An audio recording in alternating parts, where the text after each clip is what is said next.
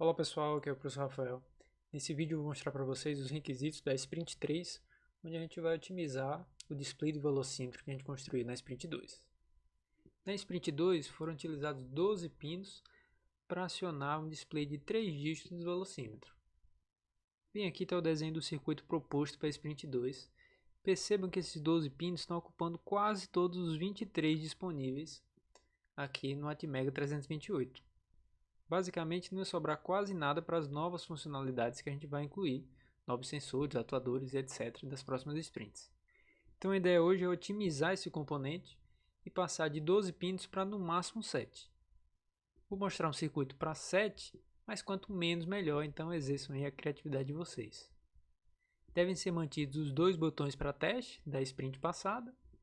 Um deles aumenta 10 km ou diminui 10 km para a gente poder testar essa visualização, com algumas diferenças de performance que a gente vai ver daqui a pouco. Bom, então a ideia é editar o projeto que vocês criaram na Sprint 2. Aqui está uma dica: se você clicar em Open File, ele não vai abrir o projeto todo, você não vai conseguir compilar. Você deve abrir o projeto em Open Project e depois editar os arquivos. Dessa forma tudo permanece linkado. E certamente você vai ter que fazer alguma modificação no circuito da Sprint 2. Eu optei aqui por utilizar um novo display.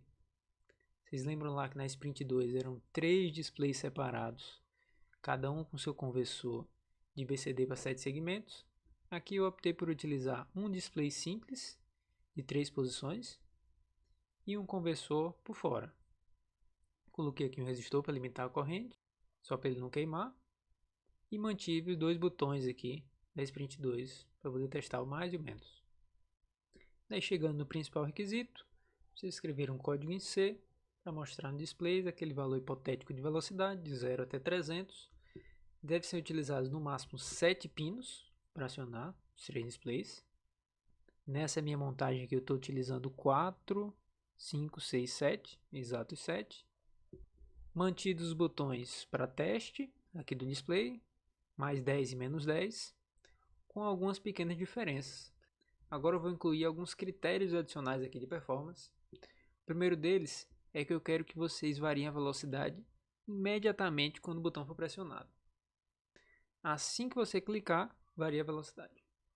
E o outro requisito é que eu quero que ao clicar no botão, varie somente 10. Então se eu estiver clicando aqui no botão 10, cliquei e soltei uma vez, vai para 130. Cliquei e soltei de novo, 140. Se eu segurar o botão, não vai fazer diferença. Uma variação imediata, assim que eu clicar, pum, ele muda. E para eu passar de mais valores, eu tenho que dar vários cliques. Exatamente um clique para cada 10. Então você deve estar pensando agora, como é que danado eu vou diminuir de 12 para 7 pinos? Tem várias estratégias que podem ser utilizadas. Eu vou dar aqui algumas dicas para vocês pensarem e chegarem nas suas próprias conclusões. A primeira coisa que a gente poderia analisar são quantos bits seriam necessários para representar números de 0 até 300. Vamos ver qual seria o mínimo necessário se a gente fosse fazer um circuito combinacional. Abrindo aqui a calculadora, 300 em decimal daria esse número aqui em binário. Ou seja, eu precisaria de no mínimo 9 bits para fazer um circuito combinacional que me representasse número de 0 até 300. Só que eu estou pedindo que o mínimo seja 7, né? Então, já tem um adicional aí de complexidade. Como é então que eu poderia fazer isso?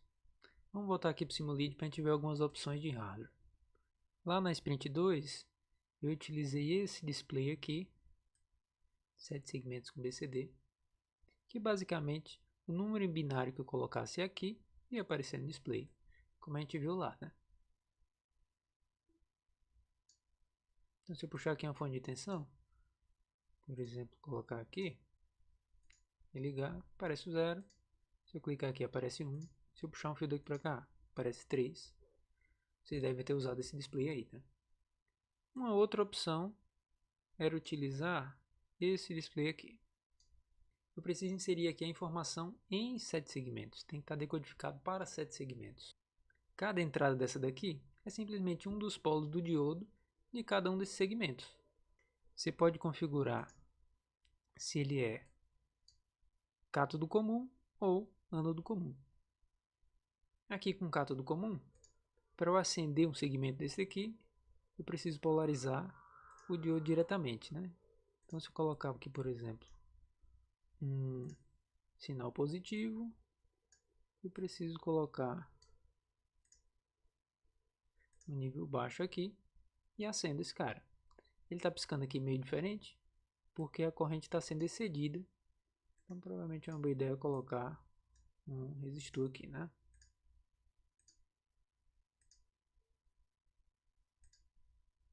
Ó, acendeu o segmento A. Se eu quisesse acender o segmento B, basta fazer assim, foi lá o B. Essa codificação, mais ou menos assim, tem um display aqui. Começa do A, B, C, D, E, F e o G. E cada um desses caras aqui é um diodo que eu polarizo diretamente se eu quiser acender, né?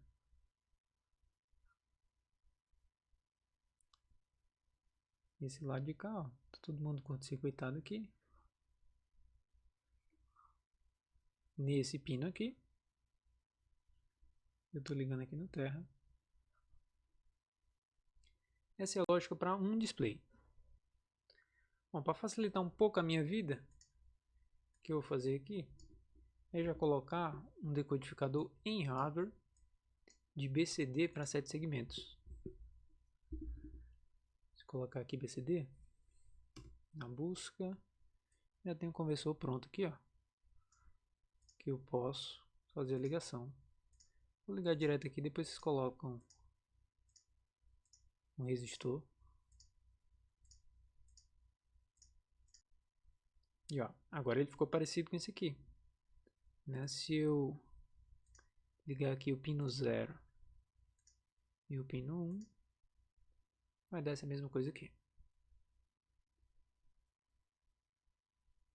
Tá um resistor aqui embaixo só para não ficar piscando. Então até aí tá tranquilo. Estou utilizando 4 pinos para acionar um display. Mas o problema é que eu quero 3 dígitos. Então como é que eu posso fazer isso? Uma opção é vir aqui e aumentar esse cara para 3 dígitos. Ele vai ficar parecido com esse display aqui comercial, que custa 100 rupias, uns 10 reais. E agora o problema é como acionar esses 3 dígitos de forma independente. Porque percebam que eu tenho só um barramento de dados e o número que eu estiver mandando para cá, ele vai vir para os 3 dígitos ao mesmo tempo. Então, se eu colocar aqui, por exemplo, vamos circuitar aqui, vai ficar 3, 3 e 3. Como é que eu mandaria um número qualquer aqui? Por exemplo, 1, 2, 3. Aí complicou. É porque se eu apagar isso aqui, eu mando 1. Só que vai para os 3. Se eu quiser mandar o 2, liga aqui e apaga aqui. Foi o 2, mas foi para todo mundo. Como é que eu mando 1, 2 e 3? Por aquela conta lá que a gente fez, não ia ter jeito de escrever um circuito combinacional que resolvesse esse problema aqui para escrever de 0 a 300. Mas e se a gente fizesse alguma estratégia variando no tempo?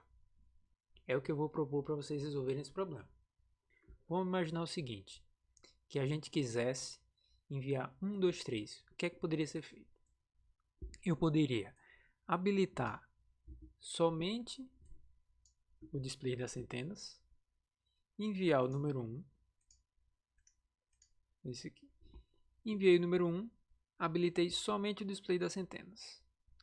Daí eu rapidamente envio agora o número 2, habilito o segundo e desabilito o primeiro. Então, enviei o 1, habilitei o primeiro, acendeu o 1 aqui. Depois eu apago esse, mando 2 e habilito o segundo. Depois eu apago esse daqui, mando 3 e habilito o terceiro. Perceba que os 3 não vão ficar acesos ao mesmo tempo. Primeiro vai acender o 1, apagar, acender o 2, apagar, acender o 3, apagar. Se eu fizer isso devagar, você vai ver o display piscando. Mas se eu fizer isso muito rápido, vai parecer que os 3 estão acesos ao mesmo tempo. Esse é um conceito de persistência da visão. É utilizado no cinema, por exemplo. Vão passando as fotos tão rápido que a gente acha que é um vídeo. Mesma coisa aqui.